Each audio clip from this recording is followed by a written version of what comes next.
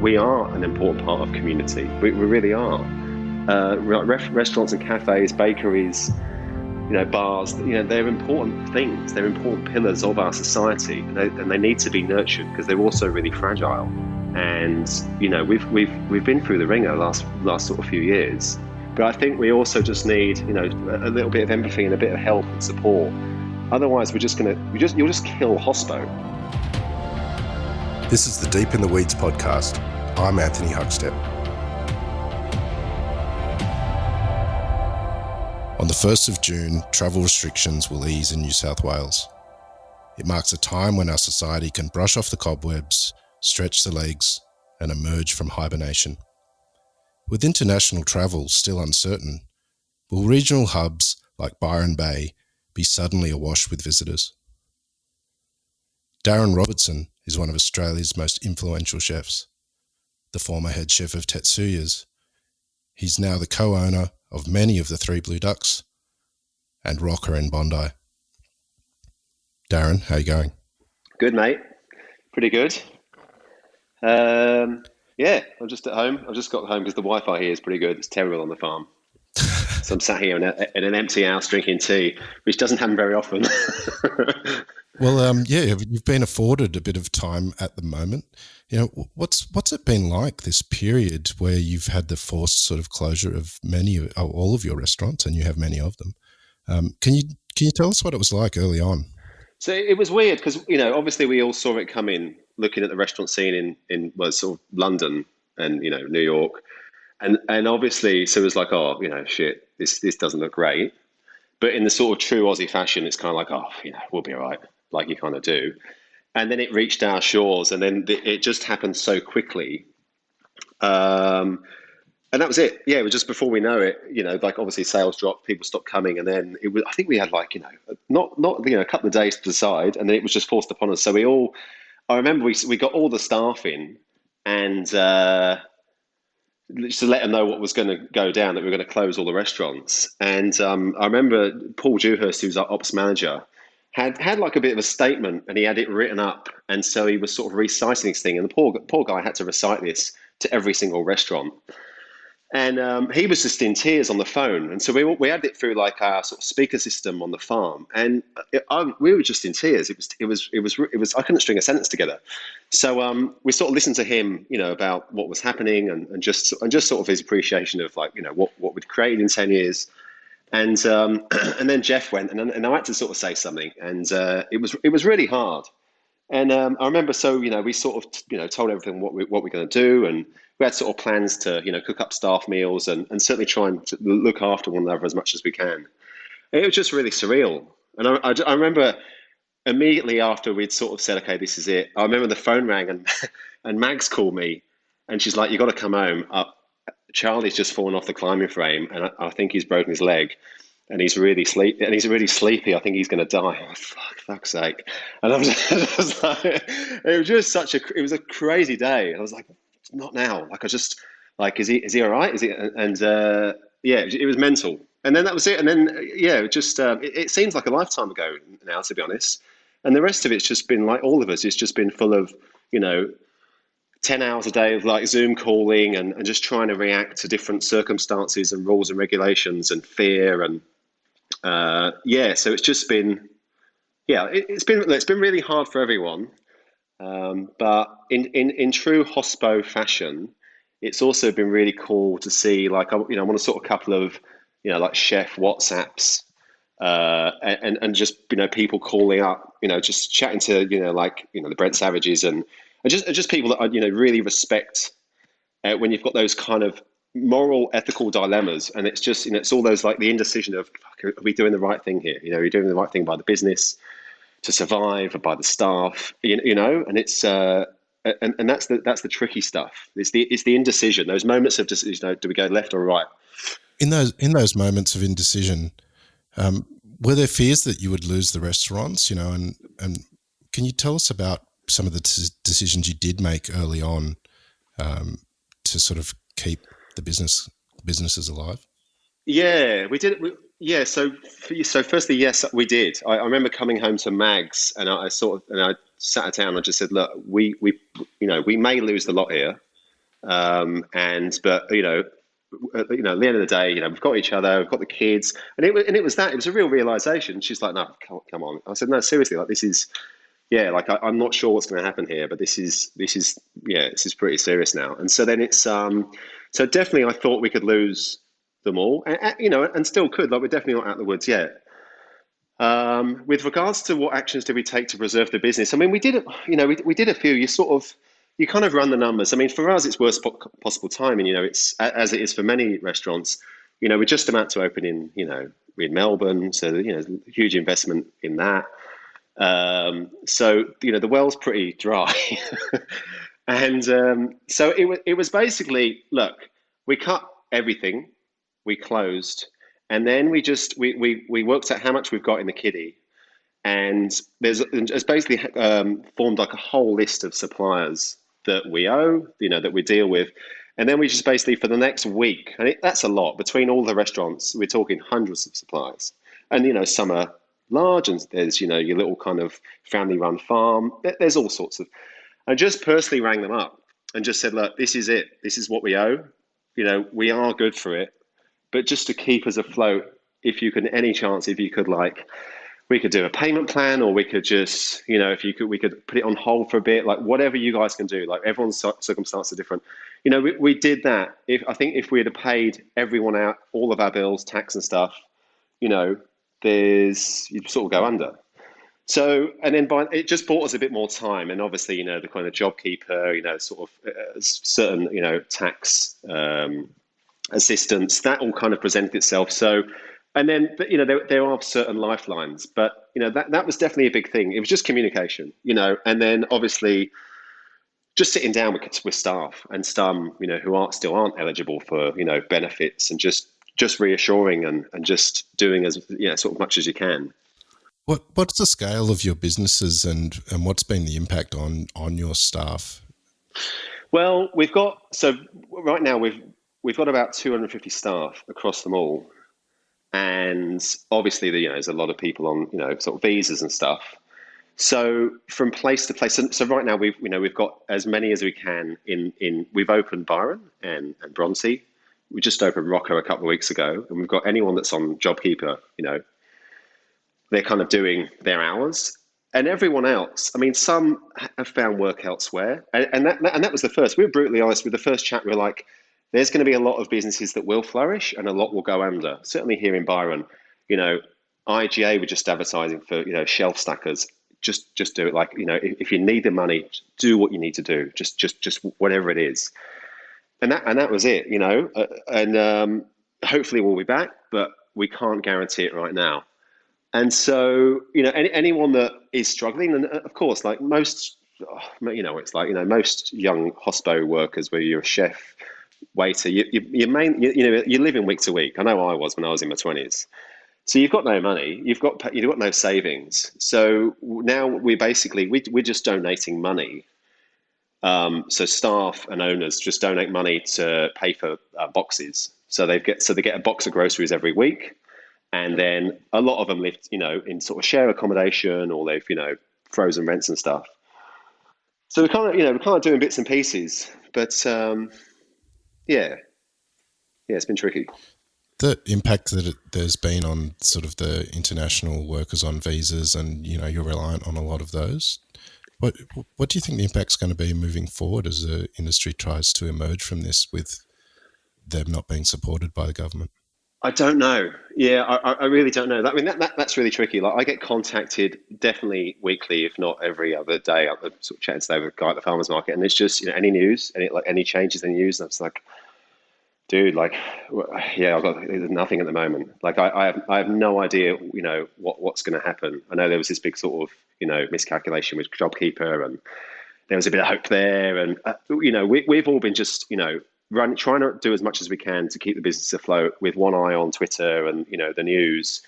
Because announcements have been coming thick and fast, and I'm just really hopeful that there is some sort of recognition on their contribution and the importance that has on and our industry, and the knock-on effect that has on with global tourism and all of that, the benefits of that trade. I just hope someone sits down and makes these decisions and sees the big picture for what it is. But yeah, who knows?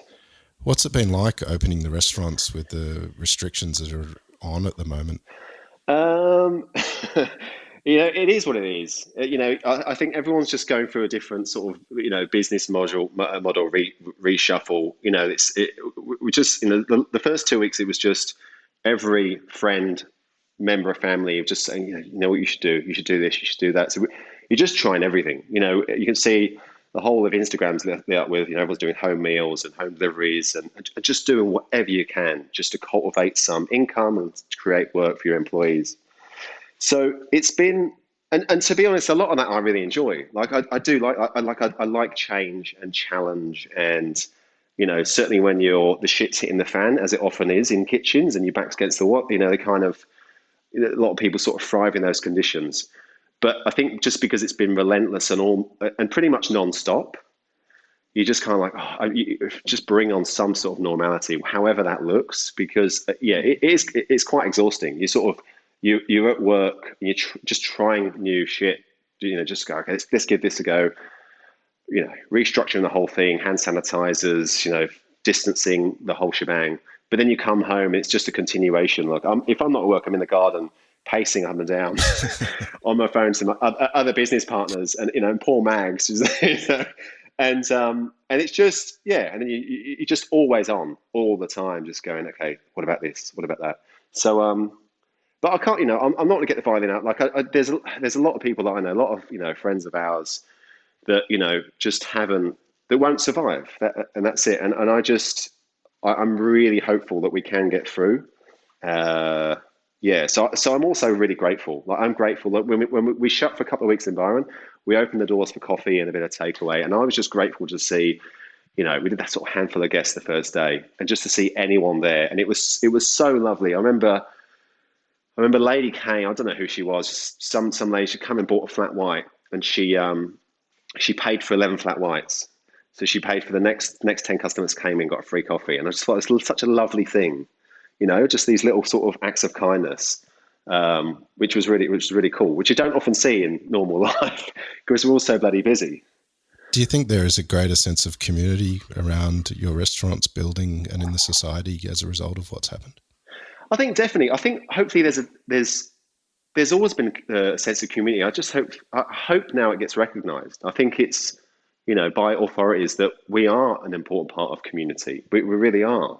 Restaurants and cafes, bakeries, bars, they're important things. They're important pillars of our society, and they need to be nurtured because they're also really fragile. And we've been through the ringer last sort of few years, and we've been under such scrutiny, and I think to some degree rightly so. But I think we also just need a little bit of empathy and a bit of help and support. Otherwise, you'll just kill hospo. Um, so I think it's been very, very timely, this, because I think it was on the ropes anyway. The sort of bushfires and you know. So I think I do. I think a lot of good will come through this. I really do. I think just sort of seeing the support, and also, if nothing else, like the explosion of interest in food and cooking. Not only of what we do and cooking at home, and appreciation for decent, for real food and comfort food, and like that's been really, there's some really nice things that have come out of this. Do you know what I mean? So yeah, man. I don't want to just have my head in the sand, but I'm very, very hopeful. Yeah, yeah, Do you think it'll change what you do with the restaurants yeah, definitely. once you do fully open up again? What's some of the things that you think will happen? Um, I mean, look, I think definitely. I mean, we've been working on this for a while, but like just cutting the fat and double downing on what works.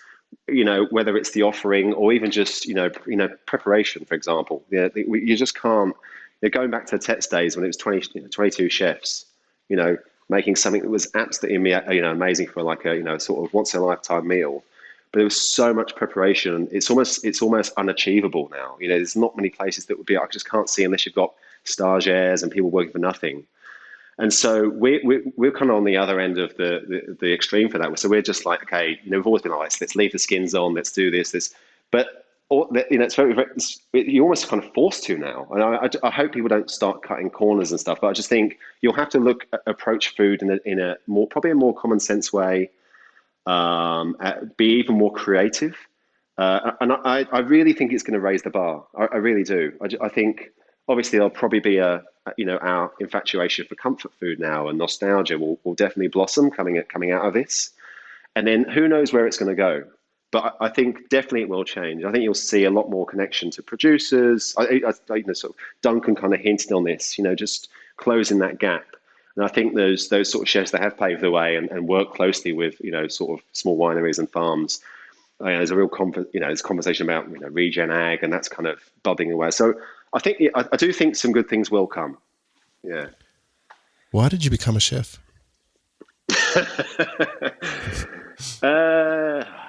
I was gonna become a bloody graphic designer or something, like a photographer, and I was studying art and design. I was washing up in a little seafood restaurant in my hometown, which is Deal in the UK, which had I think 2 or 3 rosettes. And the head chef there was there was two head chefs, and they were complete bastards. But they did lend me white heat because of the sort of cutting edge back then, the sort of grainy kitchen shots and photography, and that was it. And like many chefs my age, it just became that was it. Sort of lit the match, and I decided there and then that was it. I was going to become a chef. And so I did my apprenticeship in my hometown. I did that for a couple of years, which was hell, absolute hell. And sort of left home. And I was really lucky enough to work in some great restaurants around sort of, Sussex and Kent. And then decided, I got given the opportunity to come to Australia and work for Tets. And that was it. I sort of jumped at the chance. And 20 years later and a few grey hairs, here I am. Well, you ended up being the head chef at Tetsu's, one of the greatest restaurants in Australia's history. Mm. But there was a stage when you cut ties there and left, and Three Blue Ducks couldn't be further away from something like Tetsuya's. Could you tell us a little bit about that change? I know. I think that was part of the idea. I left and I had no idea what I was going to do. So I gave a year's notice because I didn't want to fall. I didn't want to burn my bridges. I was so respectful of Tets and the brigade and what he sort of stood for and what he'd given me.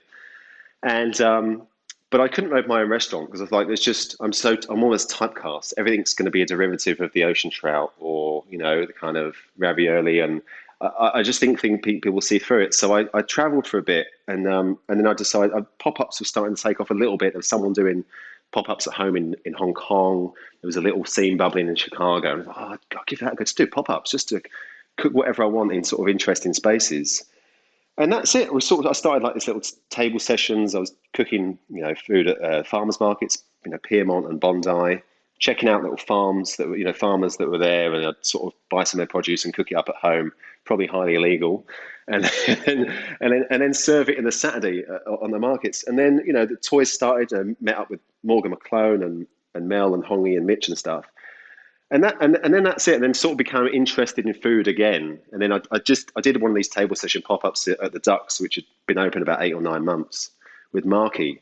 And it just something clicked. I just really enjoyed working in a kitchen again with music blaring and sort of less rules. It's quite scary working for certainly consuming and exhausting working, trying to protect those free hats.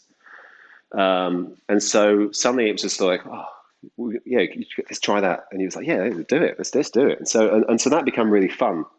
But yeah, it's definitely, I just didn't want to. I wanted to just do something completely different with food. My approach, still use very similar products, like the best stuff that you can get your hands on, but just do something else with it. And so I've still got such a respect for that, the fine dining restaurants, and really keep an eye on what they're doing, where food's going, and don't get me wrong, I'd love to go into the six pennies and sepias and stuff, but I just had enough. Well,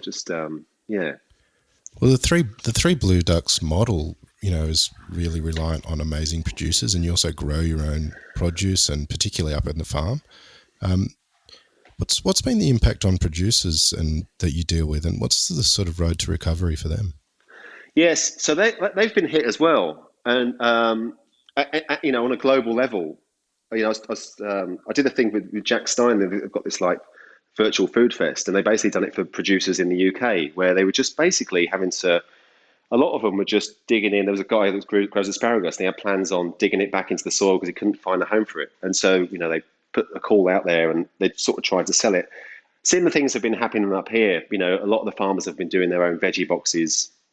There's been sort of pop-up roadside stalls, but it's been really difficult for them. They've you can't sort of bloody go and unplant a whole paddock full of carrots and eggplants and chilies and stuff.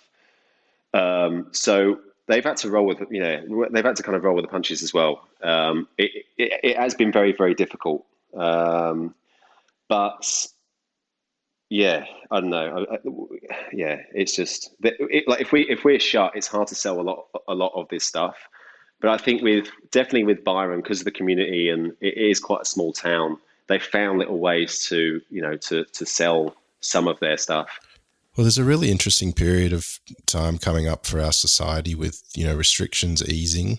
We've allowed 10 seats in restaurants, and as of the 1st of June, that'll change to 50 if you have the space for it. But also people will be allowed to travel. How are you feeling about potentially having, tourists back in town? Um, I don't know. We'll see how it goes. I mean, yeah, there is. I'm just about to do a road trip. Actually, I'm just about to drive to bloody Sydney for the first time in months because we're all preparing ourselves, yeah, for this sort of 50 packs rule. There's definitely, sort of airing of excitement. I think for this 1st of June, you're seeing it. A lot of Airbnbs are being booked up, and I think businesses are excited to do some real trade. But yeah, I'll see. I don't know. I'm also approaching it with a sort of healthy amount of skepticism as well, and I think we just need to, yeah, like the initial reactions are correct. Let's open everything. Let's full menu. Let's get all the staff back. But I just don't want to sort of lead the pack blind. And yeah, I think we just have to let's bring on the 1st of June, see how that goes. And I think it is going to take a while for people to confidently eat out again and spend money. And there's definitely people are so excited to get back into restaurants and cafes again. But how long that's going to last and how long we can sustain it, will we have to change prices and structures? So yeah, we'll see how it goes. This period of time that's given you, some time off from things, but also a bit of stress and anxiety about the future of your own restaurants. What's some of the positives to come out of this personally for you and some of the experiences you've had? I think, to be honest, I think cooking at home. Obviously, cooking a dinner at the home every night. We just try to do something different, which has actually been really nice, and just hanging out with the kids, trying to be present with the kids. Go for swims and walks, and the gardens looking bloody awesome. And to be fair to them, just to try and switch off. It did become a bit much where like their phone is stuck to my ear 24 hours a day. But I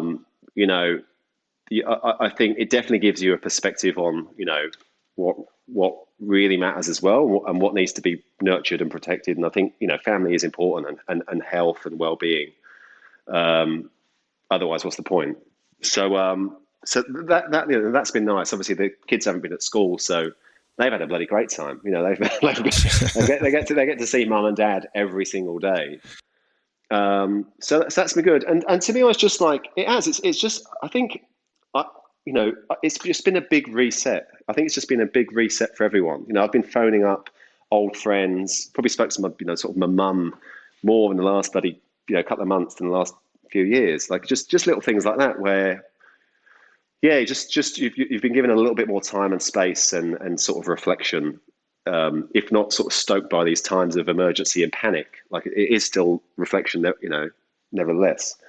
So that I'm really grateful for, and I think a lot of people I hear this a lot. It's almost like we don't want to go back to how it was. Like it has been such a bloody struggle for so many years, and some things where you're just striving to get whatever it is, be it hats or accolades or whatever. You just I think our energy maybe is going to shift into other things, and just saying no to there's so much stuff. There's so much stuff that's just fluff that you just sort of kind of sort of chasing rabbits. And now it's just like no, this just concentrate on what works and what makes you happy and what fulfills you, as a human and feeds the business and, I think, yeah, the stuff that counts. Do you think a better type of restaurant industry will emerge in restaurant experience, and experience in regards to people working in it and diners as well? I really, it breaks my heart when you read reports now of, we've been open 5 minutes and people are no showing still, then stuff like. So I really do. I hope so. I mean, it could go either way. It could, go completely, delivery service just automated bloody robots in the kitchens and apps and stuff, or we could go back to basics and the sort of birth of just old school restaurants doing, cooking real food and real service and an appreciation for that. I think definitely there has been an oversaturation of what we do, but I do. I think I'm hoping it will improve. I really do. I think obviously a lot of people are going to have to, people will go under, and that's terrible. That's a tragedy. But the ones that do survive will have no choice. That just become better. So what's the state of your businesses at the moment? You were looking to open in Melbourne, and you've got restaurants in Sydney and in Byron. Have you treated those restaurants differently as you're opening up? And what are the plans for the future, particularly with Melbourne? Yeah. Well, it's Melbourne. We're hopefully going to open. We're still going to open. It's being built. It's on a surf park. It's in Tullamarine, next to an airport. After a pandemic, we're going to be printing our own money. It's I don't know. We're thinking about September. We're still going ahead with it. We're still designing menus and reaching out to suppliers and staffing to a degree. So it is, yeah. We're still going to open. We're later in the year. I don't know when. Hopefully September. And then the other restaurants, Bronte's open. So the Bronte will run 7 days, and we're going to do some dinners.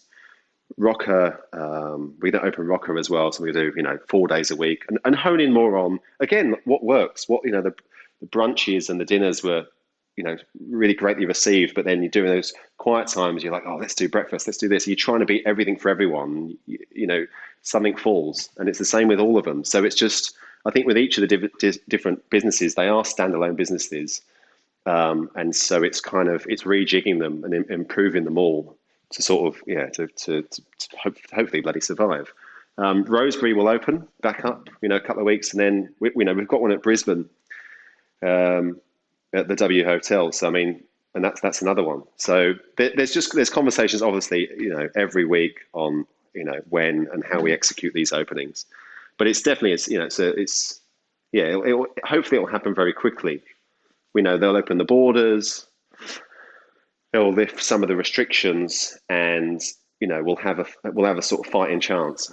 What do you love about restaurants, and what are you looking forward to most when you get a chance to go to the likes of Sixpenny and the restaurants of those ilk and your mates? Honestly, well, that's it. You've answered it. That's it. They're my mates. I was lucky, even at Tets, to be around some. It was 22. Yeah, it was 22 of us. I think it's probably been documented. But like from that brigade, it was like the Dan Hong, Shannon Debrasini, Luke Powell, Filthy Phil. It's just amazing. Pepperall. And I'm lucky enough where I pretty much are in contact with almost every single one of them. And I miss them. I miss all their restaurants. They've all cook like ninjas, and their restaurants are all so different.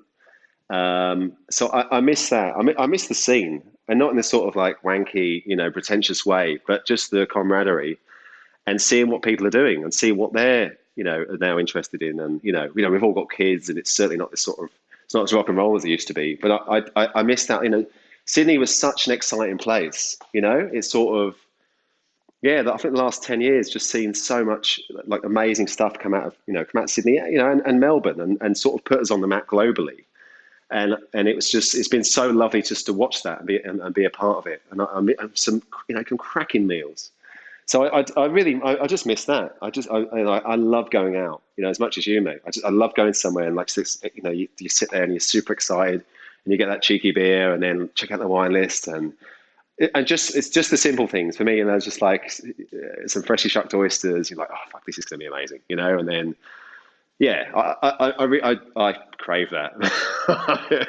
So yeah, we'll see. How are you feeling about jumping in the car for the first time and driving to Sydney to come and sort out the restaurants? But it's been a while, hasn't it? It has. I can't bloody wait. I'm actually really excited. There's so many like podcasts and stuff I want to listen to. I know a good one. Yeah, yeah. I'm really, yeah. I'm only going for. I've got to come back up because it's Charlie's second birthday on Sunday. But I'm really looking forward just to see. Like, it is important. You know, it's been so much of this. You know, sort of a lot of over the phone and sort of Zoom calls and stuff. But I think there's a lot to be said with sort of human connections, sitting next to someone face to face and just feeling how a place is. And so I'm really looking forward to it. Just to check, to go and check in on a few people and friends and sort of other chefs. So, yeah. Well, mate, really appreciate you talking today and look forward to actually catching up in person sometime in the near future and having a cheeky beer maybe. Absolutely. Take care and good luck in Sydney this week and also opening up the restaurants up there. Cheers, mate. Particularly in Byron because you might have a few people coming up. I hope so. Mate, thanks so much. And awesome. I love the podcast. I'm a real fan of this podcast. So great to be on. Check's in the mail. Thanks, mate. See you, mate. This is the Deep in the Weeds podcast. I'm Anthony Huckstep. Stay tuned as we share the stories of Australia's hospo community, suppliers and producers in search of hope during this pandemic. Special thanks to executive producer Rob Locke for making this all happen. Follow us on Instagram at Deep in the Weeds Podcast or email us at podcast@deepintheweeds.com.au. Stay safe and be well.